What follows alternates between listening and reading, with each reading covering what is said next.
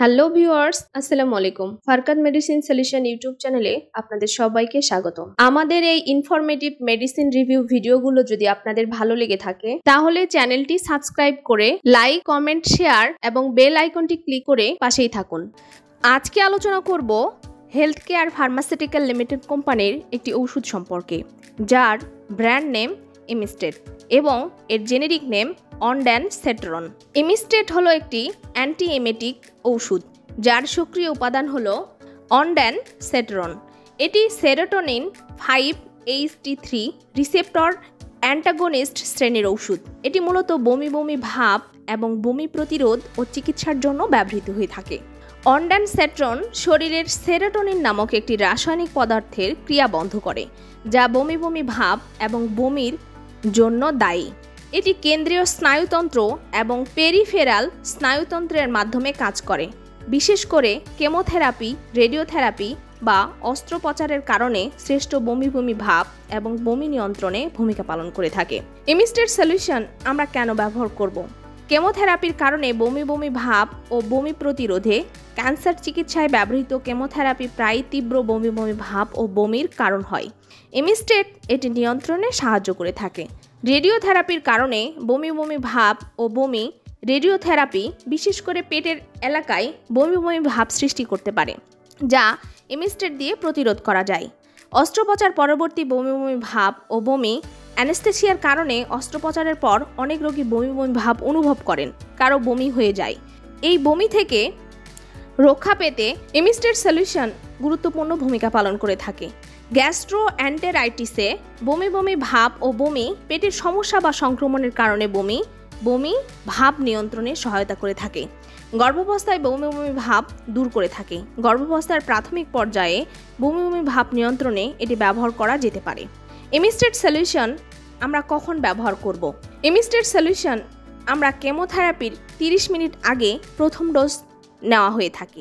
রেডিওথেরাপির আগে 1 থেকে 2 ঘন্টা আগে ডোজ নেওয়া হয়ে থাকে। অস্ত্রোপচারের অ্যানেস্থেসিয়ার 1 ঘন্টা আগে এটি নেওয়া হয়ে থাকে। ইমিস্টেট সলিউশন কি কাজে ব্যবহার করব?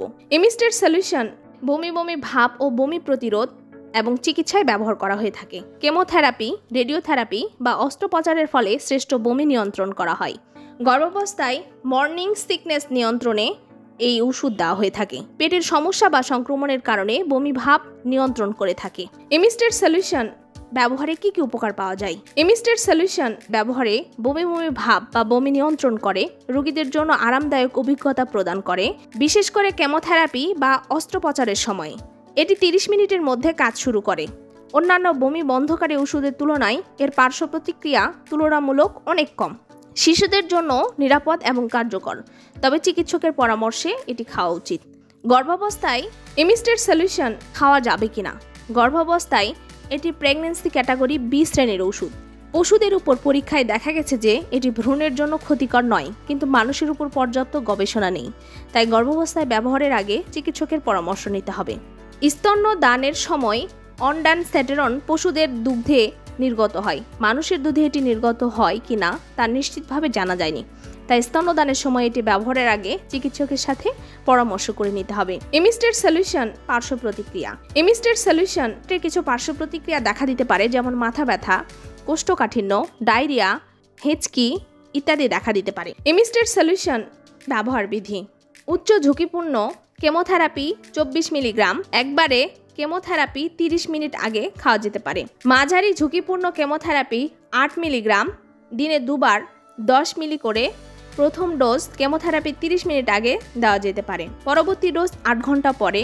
এরপর 1 থেকে 2 দিন 2 বার 8 মিলিগ্রাম করে দেওয়া যেতে পারে। গর্ভাবস্থায় 8 মিলিগ্রাম দিনে 2 থেকে 3 বার চিকিৎসকের পরামর্শে দেওয়া উচিত। ইমিস্টেট সলিউশন ব্যবহারের নিয়ম।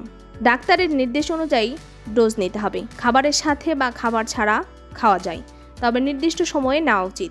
যদি 1 ঘন্টার মধ্যে বমি হয় তবে আরেকটি ডোজ নিতে হবে। ডোজ মিস হলে যত তাড়াতাড়ি সম্ভব ডোজটি নিতে হবে, তবে ডোজের সময় ডাবল ডোজ হয়ে গেলে একসঙ্গে 2টি ডোজ নেওয়া যাবে না। ইমিস্টেট ট্যাবলেটের কিছু সতর্কতা ও পরামর্শ। অনড্যানসেটরন বা অন্য কোনো রিসেপ্টর অ্যান্টাগনিস্টের প্রতি অ্যালার্জি থাকলে এটি ব্যবহার করবেন না। ট্রামাডলের ব্যথানাশক প্রভাব কমাতে পারে। যদি আপনার হৃদরোগ, লিভারের সমস্যা, কিডনির সমস্যা ইত্যাদি থেকে থাকে তবে চিকিৎসককে তা জানাতে হবে। পাকস্থলীর প্রসারণ থাকলে এটি মাস্ক করতে পারে, তাই সতর্ক থাকতে হবে। সাধারণত ড্রাইভিংয়ের ক্ষমতার উপর প্রভাব ফেলে না, তবে মাথা ঘোরা বা ঘুম ঘুম ভাব হলে গাড়ি চালানো যাবে না। 4 বছরের কম বয়সী শিশুদের জন্য ডোজ সম্পর্কে তথ্য সীমিত, তাই চিকিৎসকের পরামর্শ অনুযায়ী বাচ্চাদেরকে এই ওষুধ দিতে হবে। এমিস্টেট সলিউশন একটি কার্যকর এবং নিরাপদ ওষুধ বা বমি বমি ভাব এবং বমি নিয়ন্ত্রণে ব্যবহৃত হয়ে থাকে, তবে এটি ব্যবহারের আগে চিকিৎসকের পরামর্শ নেওয়া অত্যন্ত জরুরি, বিশেষ করে গর্ভাবস্থা, স্তন্যদান বা অন্যান্য স্বাস্থ্য সমস্যার ক্ষেত্রে। সঠিক ডোজ এবং সতর্কতা মেনে চললে এটি রোগীদের জন্য উল্লেখযোগ্য উপকার প্রদান করতে পারে।